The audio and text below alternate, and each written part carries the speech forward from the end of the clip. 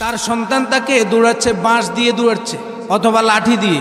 ঘর থেকে পিটতে পিটতে বের করেছে বাবাকে সন্তান, বাবাকে তার ছেলে বাঁশ দিয়ে পিটতে পিটতে ঘর থেকে বের করছে। বাবা পিঠা খেতেছে।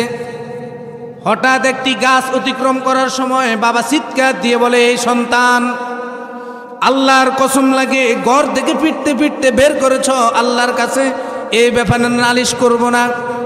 যদি এই গাছ থেকে আর এক কদম আমাকে সামনের দিকে নাও, তুমি আমার উপর জুলুম করবে।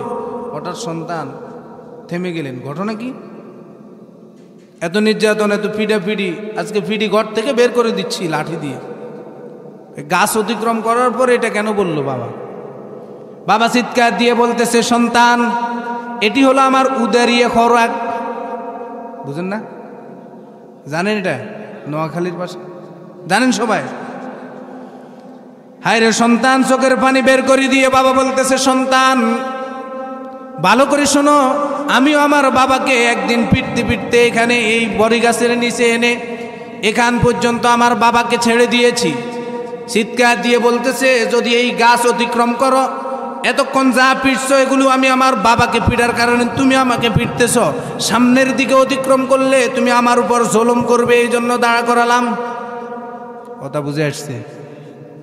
কিছু সন্তান তারা তাদের বাপের আচরণ এমন পায়, দেখা যায় বাবা তার দাদার উপর এরকম নির্যাতন করেছে, এই জন্য আল্লাহ বলেন, উফি ওয়ালা তানহারহুমা, সন্তানের সাথে এমন আচরণ করো, মা বাবার সাথে এমন আচরণ করো না যেন অন্তরে একটু কষ্ট পেয়ে বের হয়, তাহলে ধ্বংস হয়ে যাবে। আল্লাহ বলেন, বৃদ্ধাশ্রমে নয়, সন্তান তুমি যখন ছোট ছিলে তোমার মা বাবা যেভাবে লালন পালন করেছে, মা বাবা দিন দিন যত বৃদ্ধ হবে তত বেশি করে তুমি তাদেরকে তোমার থেকেও বেশি করে লালন পালন করবে। ঘোষণাকার, আল্লাহ তা'বুদু ইল্লা ইয়াহু ওয়া বিল ওয়ালিদাইনি ইহসানা।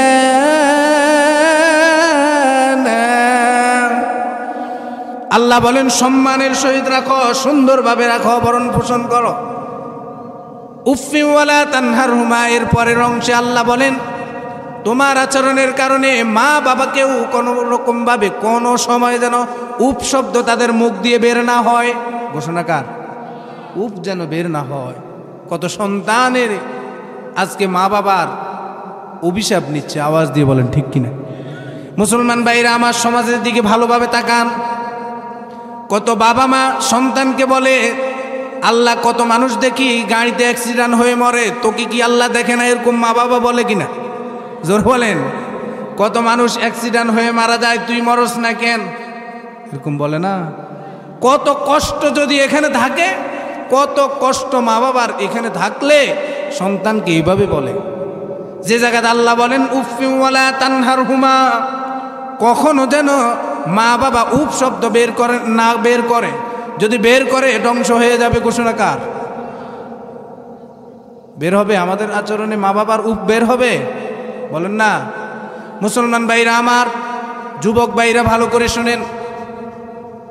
এক ব্যক্তি তার সন্তান তাকে দৌড়াচ্ছে, বাঁশ দিয়ে দৌড়াচ্ছে অথবা লাঠি দিয়ে। ঘর থেকে পিটতে পিটতে বের করেছে বাবাকে সন্তান, বাবাকে তার ছেলে বাঁশ দিয়ে পিটতে পিটতে ঘর থেকে বের করছে। বাবা পিঠা খেতেছে। হঠাৎ একটি গাছ অতিক্রম করার সময় বাবা চিৎকার দিয়ে বলে, এই সন্তান, আল্লাহর কসম লাগে ঘর থেকে পিটতে পিটতে বের করেছ, আল্লাহর কাছে এই ব্যাপারে নালিশ করব না। যদি এই গাছ থেকে আর এক কদম আমাকে সামনের দিকে নাও, তুমি আমার উপর জুলুম করবে। হঠাৎ সন্তান থেমে গেলেন। ঘটনা কি? এত নির্যাতন, এত পিটাপিটি, আজকে পিটি ঘর থেকে বের করে দিচ্ছি লাঠি দিয়ে। গাছ অতিক্রম করার পর এটা কেন বলল বাবা? বাবা চিৎকার দিয়ে বলতেছে, সন্তান, এটি হলো আমার উদারিয়ে খোরাক। বুঝেন না? জানেন এটা? নোয়াখালীর পাশে জানেন সবাই? হায় রে সন্তান, চোখের পানি বের করে দিয়ে বাবা বলতেছে, সন্তান, ভালো করে শোনো, আমিও আমার বাবাকে একদিন পিটতে পিটতে এখানে এই বড়ি গাছের নিচে এনে এখান পর্যন্ত আমার বাবাকে ছেড়ে দিয়েছি। চিৎকার দিয়ে বলতেছে, যদি এই গাছ অতিক্রম করো, এতক্ষণ যা পিটছো এগুলো আমি আমার বাবাকে পিটার কারণে তুমি আমাকে পিটতেছ, সামনের দিকে অতিক্রম করলে তুমি আমার উপর জুলুম করবে, এই জন্য দাঁড়া করালাম। কথা বুঝে আসছে?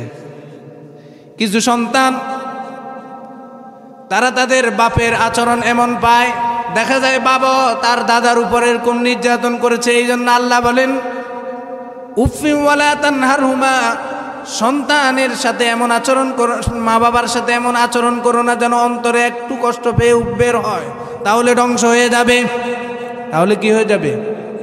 আল্লাহ বলেন ইম্মা ইয়াবলুগুন্না ইনদাকাল কিবারু আহাদুহুমা, তাদের খেদমত করতে থাকো, খেদমত করতে থাকো। যদি একজনকেও পেয়ে যাও, হয়তো মা মারা গেছে অথবা বাবা মারা গেছে অথবা উভয়জন আছে, একজনকে পেয়ে যদি তাকে সন্তুষ্ট করতে পারো, মৃত্যুর পর আল্লাহ বলেন আমি তোমাকে জান্নাত দিয়ে দিব। সুবহানাল্লাহ। একটাকে যদি সন্তুষ্ট করতে পারো একটা জান্নাত পাবে, দুইটাকে যদি সন্তুষ্ট করতে পারো মৃত্যুর পর দুইটি জান্নাত। সুবহানাল্লাহ। ঘোষণাটা কার? আল্লাহ। সন্তুষ্ট করবো তো ইনশাআল্লাহ। আর যদি মা বাবার সাথে খারাপ আচরণ করি, ও আমার সন্তান আমার সাথে এই আচরণটি করবে। আওয়াজ দিয়ে বলেন ঠিক কিনা? মুসলমান ভাইরা আমার, মুসলমান ভাইরা আমার ভালো করে শুনেন, ও মা বোনরা ভালো করে শুনেন, ভালো করে বুঝেন। আপনি এখন বউ আছেন, ছেলের বউ, এক সময় আপনিও শাশুড়ি হয়ে যাবেন।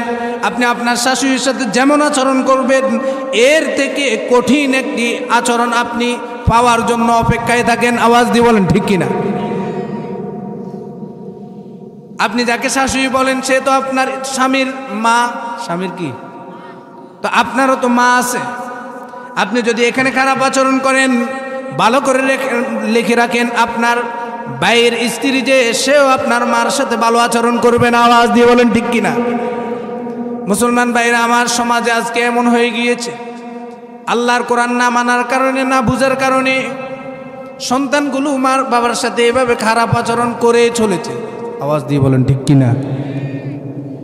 আল্লাহর নবীর একজন সাহাবী হযরত আলকামা রাদিয়াল্লাহু তাআলা আনহুর ঘটনা এসেছে। হযরত আলকামা রাদিয়াল্লাহু তাআলা আনহু আল্লাহর নবীর একজন প্রিয় সাহাবী, মুমূর্ষ অবস্থা। কি অবস্থা বুঝেন তো? সাকরাত আসার আগে আগে আমরা জানতাম এক নিঃশ্বাস, মানুষটি এখন এক নিঃশ্বাস, এমন একটি অবস্থা আগে হতো না। এখন টাকার বলে হয়তো আমরা লাইফ সাপোর্টে নিয়ে রাখি, এক নিঃশ্বাস আর মৃত্যুর সাকরাতের যন্ত্রণা অনেকেই দেখি না। আওয়াজ দিয়ে বলেন ঠিক কিনা? কিন্তু আগে দেখত।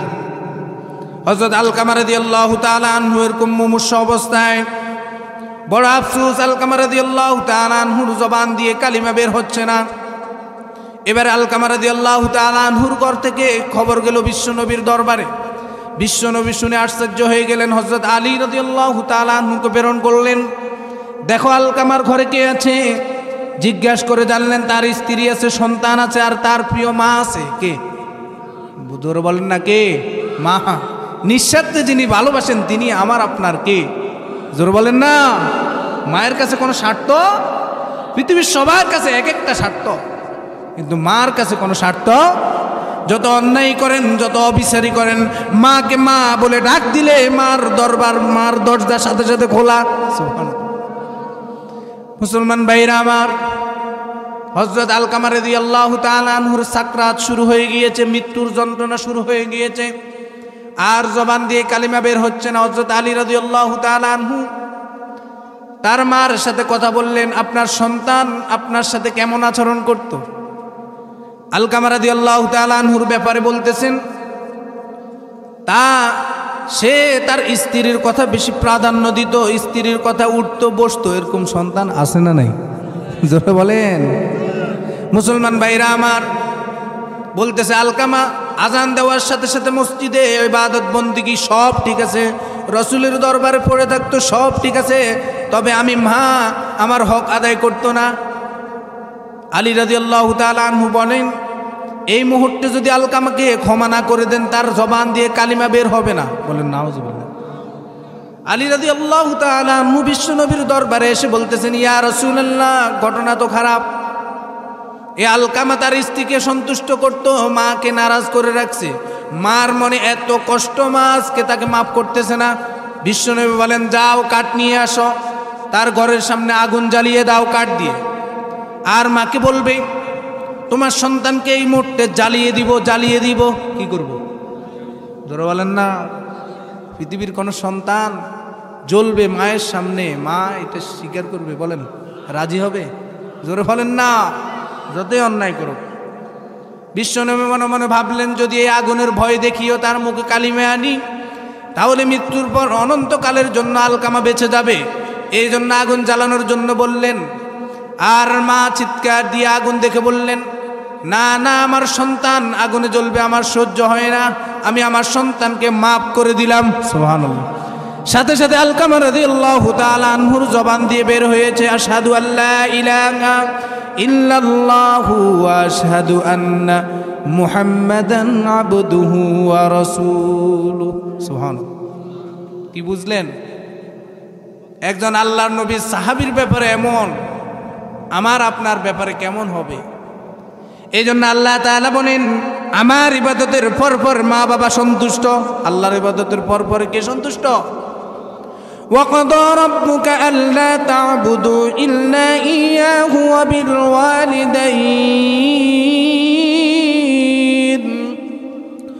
وَبِالْوَالِدَيْنِ إِحْسَانًا।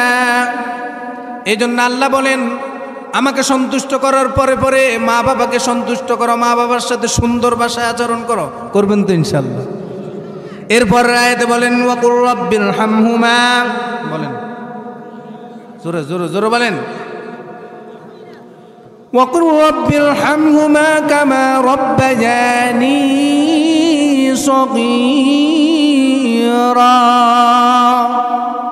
আল্লাহ দোয়া শিখিয়ে দিচ্ছেন, যদি মা বাবা জীবিত থাকে তাদের খেদমত করতে করতে মৃত্যুবরণ করো, মা বাবার মৃত্যু পর্যন্ত তাদের খেদমত করে সন্তুষ্ট করে জান্নাত ক্রয় করে নাও। আর যদি মা অথবা বাবা মৃত্যুবরণ করেছে, মৃত্যুর পরও তাদের জন্য সারাক্ষণ দোয়া করো। আল্লাহ দোয়া নিজেই শিখিয়ে দিয়েছেন, ওয়াকুর রব্বির হামহুমা। দোয়াটা কি পড়বেন না? হে আল্লাহ রব্বির হামহুমা কামা রব্বায়ানি সগীরা। রব্বুল আলামিন, আমি যখন ছোট ছিলাম, আমার মা বাবা খেয়ে না খেয়ে আমাকে যেভাবে লালন পালন করেছে, আজকে কবরে আপনি আমার মা বাবাকে সেভাবে বেহেশতে রেখে লালন পালন করুন। সুবহানাল্লাহ। দোয়াটা শিখিয়ে দিলেন কে? বলেন না। দল মত নির্বিশেষে কথা বললাম, ইসলামের জন্য করলাম, মুসলমানের জন্য বললাম। কার জন্য? মুসলমানের জন্য বললাম। প্রথমে যে কথাগুলো বলেছি বাস্তবমুখী, বর্তমানের কিছু পরিস্থিতি বলেছি। দল মত নির্বিশেষে কোরআন আমাদের। বলেন, দল মত নির্বিশেষে কোরআন আমাদের। মানবতার কথা কোরআনে বলা হয়েছে, আর পৃথিবীতে অন্য কোনো ধর্মে এত পুঙ্খানু বলা হয় নাই। আওয়াজ দিয়ে বলেন ঠিক কিনা? এই জন্য মনে কষ্ট নেবেন না। কোরআনের এই কথাগুলো রিসিভ করার জন্য চেষ্টা করবেন। এখন থেকে নিয়ত করবেন, মা বাবা যদি বেঁচে থাকে তাদের সাথে ভালো আচরণ করবেন তো ইনশাল্লাহ। আর যাদের বেঁচে নাই, কবরের পাশ দিয়ে হেঁটে যাবেন, সূরা ফাতিহা সূরা ইখলাস পড়ে কান্না করবেন, রব্বির হামহুমা। বলেন, রব্বির হামহুমা। শুদ্ধ ভাষা বলেন, রব্বির হামহুমা কামা রব্বায়ানি সগীরা। করবেন তো দোয়া? জোরে বলেন না। লাভ হবে না ক্ষতি হবে? এই মাহফিল থেকে মা বাবাকে যদি না চিনি, কোথায় থেকে চিনবেন? কোথায় আপনাকে শিখাবেন? যে সমস্ত সন্তান মা বাবার মনে কষ্ট দিলেন, যে কোনোভাবে কলে কৌশলে মা বাবাকে সন্তুষ্ট করবেন। যে ব্যক্তি মা বাবাকে সন্তুষ্ট করে কবরে গেল, ওই ব্যক্তি আল্লাহর জান্নাত পেয়ে গেল। সুবহানাল্লাহ। ইবাদতের সাথে সাথে আল্লাহ মা বাবা দিয়ে দিয়েছে। আল্লাহ অত্র অঞ্চলের, অত্র এলাকার যত মুসলমান সন্তান আছে, জীবিত আছে মা বাবা, প্রত্যেক মা বাবার খেদমত করার তৌফিক দান করুন। আর যাদের জনম দুঃখিনী মা দুনিয়ায় নেই, বড় আফসোস। কি বলেন? অনেকে গিয়ে মার মুখ দেখবে, অনেকে গিয়ে মার সাথে রাগ করে। আর যার মা মারা গেছে, কবরে রাগ করার আর সুযোগ আছে? পৃথিবীতে মায়ের মতো আপন কেহ নাই, মা পৃথিবীর একটি মানিক, অন্য কেহ নয়। ঠিক কিনা? মায়ের মতো পৃথিবীতে আপন কেহ নাই, মা পৃথিবীর একটি মানিক, অন্যটি হবে না। ঠিক কিনা? আল্লাহ যাদের মা বেঁচে আছে তাদের মায়ের খেদমত করে কবরে যাওয়ার তৌফিক দান করুন। যাদের বাবা আছে সর্বোচ্চ শক্তি দিয়ে বাবার খেদমত করার তৌফিক দান করুন। মা বাবার সাথে সুন্দর আচরণ করে কবরে যাওয়ার তৌফিক দান করুন। আল্লাহকে রাজি খুশির সাথে সাথে মা বাবাকে রাজি খুশি করে কবরে যাওয়ার তৌফিক দান করুন।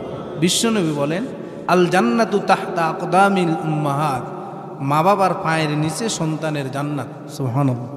এই আয়াত আর হাদিসটা বললাম, এগুলো আমল করবেন। করবেন তো ইনশাআল্লাহ? কারা কারা করবেন আল্লাহকে হাত তুলে দেখান। আল্লাহ আমাদের সবাইকে মা বাবার খেদমত করে কবরে যাওয়ার তৌফিক দান করুন। মাহফিল শুরু হয়েছে, প্রথম অধিবেশন শেষ। এসার পরে আরও ভালো দুইজন আলেম আছে না? থাকবেন তো ইনশাআল্লাহ? যারা যেখানে আছেন মাইকের আওয়াজ যতটুকু দূরে যায়, প্রত্যেক মুসলমান সন্তানকে এই মাহফিল এসে কিছু কোরআনের মেসেজ নেওয়ার জন্য অনুরোধ করতেছি। আল্লাহ বাহিরে যারা আছে তাদেরকে আসার তৌফিক দান করুন। একটু জোরে বলেন।